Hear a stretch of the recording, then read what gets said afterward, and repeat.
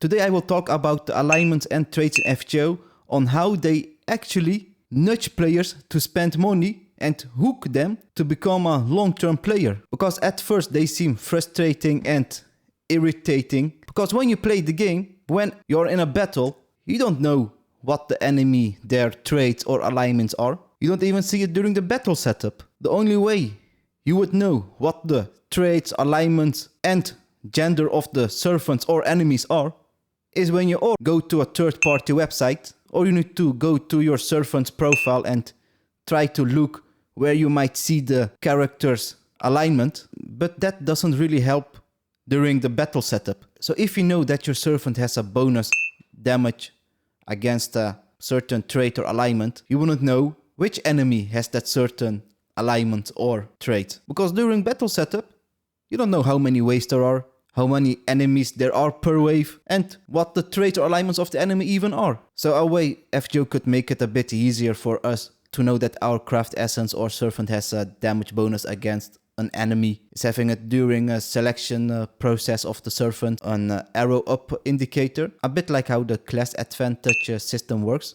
But that would be quite difficult to do. Sure, if the game would indicate that my servant or craft essence has damage bonus against the enemy, is it the 5k HP enemy or the 100k HP enemy? Because we only see the classes before the fight, not their traits or HP values. And even if FGO added a spirit origin for the enemies, that wouldn't help me. Because during battle setup, I don't have an overview of the enemies. So that wouldn't fix the core problem of not knowing which enemy I'm against. That is why players rely on external websites and look at the quest to see which enemies we are up against, see what their alignments or traits are, to not waste our AP on bad team setups.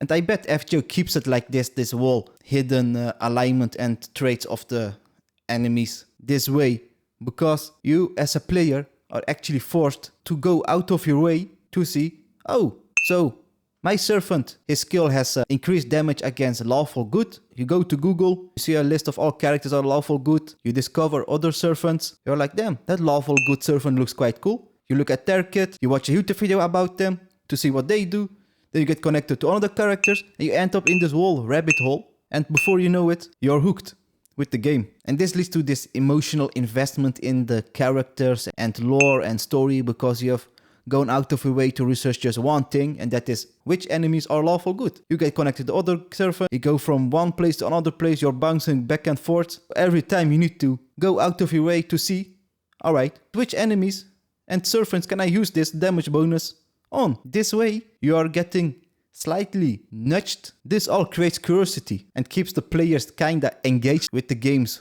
lore and mechanics, and before you know it, you've spent a couple of bucks here and there because you've spent so much time researching this missing piece in the game to know what the alignment and traits are of the servant. Yeah, sure, of course it is in the servant profile, but it is so hidden, you won't remember it at the top of your head. There is no nice overview. You can't filter on traits or alignments.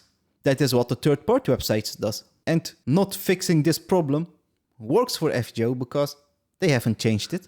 Why would they change something that works? I wouldn't do it. No one would. FGO just occasionally tweaks a bit here and there to keep the OG players before Hoyoverse or Wuthering Waves was a thing, to keep them engaged, because they cannot afford to lose their main player base. That is why they occasionally listen to them. Like, alright guys, we will fix this, we will fix that a bit. Just like the recent append skill drama. Of course, this is not the only way people end up being invested in FGO. There are many other paths like the bad pity, the hot characters, the good lore, yada yada. But it is just one thing that I noticed that not a lot of people talked about. And let me know if you think that what I just said makes sense or not. That players end up being invested in FGO because they need to go out of their way to see what the traits and alignments of enemies and servants are, to know what their skill, craft essence or noble phantasm does. Because if you see your skill does extra damage against Lawful Good enemies, you go out of your way to know who those enemies are.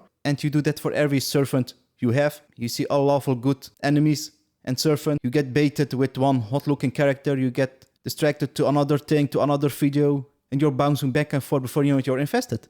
That's how it goes. And let me know if you think that they do this intentionally or not, because I think they keep it like this intentionally. And the only way for them to fix this is to overhaul the whole battle setup, that we get a good overview of how many waves, how many enemies, what the HP of the enemies are, what their traits are, what their alignments are. That's the only way they can fix this back and forth between the third-party websites. Because I think they just keep it like this intentionally, knowing that people end up spending a lot of time doing their own research, getting invested and getting them hooked on the game. And like I said, this is just one path they end up taking. There are also other ways people end up being invested with FGO, of course. But this is just one lesser known path players take. So if you think that this makes sense or not, let me know. And thank you for your time. See you next time.